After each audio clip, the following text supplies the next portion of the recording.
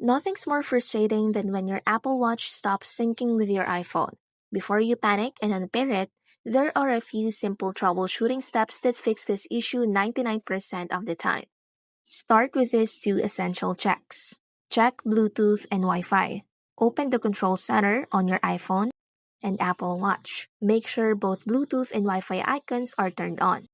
Restart your iPhone first, then restart your Apple Watch. Press and hold the side button and the digital crown until you see the Apple logo. After both devices have rebooted, check if they are connected again. If restarting doesn't work, let's reset your network settings. This won't delete your data, but it will clear all Wi-Fi passwords and network connections, which can fix a bad connection bug.